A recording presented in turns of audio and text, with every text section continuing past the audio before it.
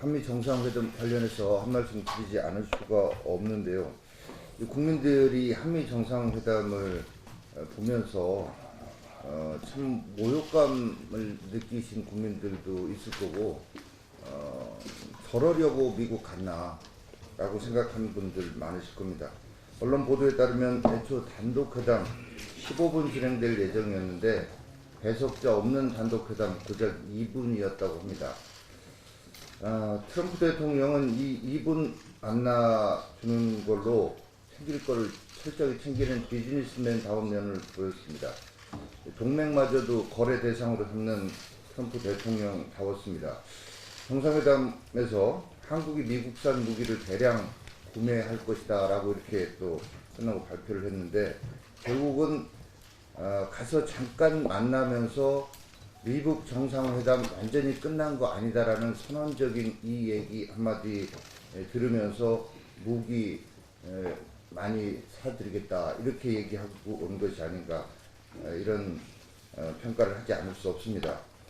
미국의 상원의원들이 이구 동성으로 지적하듯이 역할도 제대로 못하는 중재자 역할 한다고 이렇게 할 것이 아니라 확실한 동맹관계 이렇게 다지는 것이, 그리고 그걸 통해서 비핵화를 이루는 것이 국익에도 부합하고 한미 간의 관계를 돈독히 하는 이런 것이다라는 우리 당의 경고와 미국 조야의 어떤 이런 의견을 잘 새겨 들어주시기 바랍니다.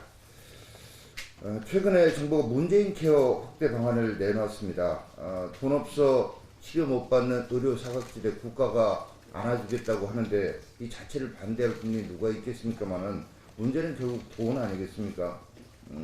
정부의 재원 대책 보면 정말 허술하고 무책임하기 이를 데 없습니다. 이미 문재인 케어 1년 딱 시행해 봤더니 과거 7년간 흑자 이어오던 건보 재정이 1,700억 넘는 적자를 냈습니다. 올해는 재정 적자폭 3조 원으로 늘어나고 2023년까지 누적 적자 10조 원에 달할 걸로 봅니다. 이마저도 약 8조 원 정도의 국고 지원금을 계속 줄 때 이렇다라는 거거든요. 이렇다면 국민 혈세를 퍼부어서 대통령 공약 어떻게든 달성하겠다라고 하는 건데, 이 재정 고갈 막기 위해서 보험료 인상하겠다고 합니다. 근데 국민들 가뜩이나 지금 어렵고 힘들어 죽겠다고 하시는데 보험료 인상하는 이게 과연 맞는 것인가? 급속한 저출산 고령화는 제대로 고려하고 있는 것인가? 이런 점을 지적하지 않을 수 없습니다.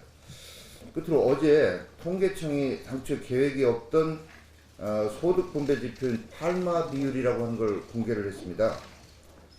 전례에 따르면 통계청은 통상 사전에 그해 한 해 동안 어떤 내용의 수치를 언제 발표할지 정해놓고 일정에 따라서 공개를 합니다. 그런데 이런 일정이 전혀 없던 것을 갑자기 공개를 했습니다. 더욱이 박근혜 정부 말기, 문재인 정부 초기인 2016년, 2017년 일대의 소득 분배 비율 수치를, 그것도 OECD 국가 중에 36개국 중 30위다라고 하는 이런 수치를 갑자기 왜 발표했겠습니까? 이거 발표하는 거 보면서 신재민 전 사무관이 국가 채무 조작을 하려고 했다는 것을 폭로했던 그것과 그대로 오버랩되면서 겹쳐집니다. 여기 전문가들은 올해 1월 대통령이 신년 기자회견에서 우리 경제적 불평등이 세계에서 가장 극심하다라고 했던 이 발언 뒷받침하기 위해서, 그리고 또 소득주도 성장의 정당성을 억지로 꽤 맞추기 위해서 통계청이 통계 조작에 또 나선 걸로 보고 있습니다. 조작 정권의 면모가 다시 한번 드러났습니다. 통계로 국민의 눈과 귀를 속일 수 있다고 하는 이 미몽에서 깨어나기 바랍니다. 국민들은 통계 수치 아무리 조작해서 발표해도 온몸으로 느끼는 경제적 고통이 너무 심해서 통계 수치 아래 들으려고도 하지 않으시고 계십니다.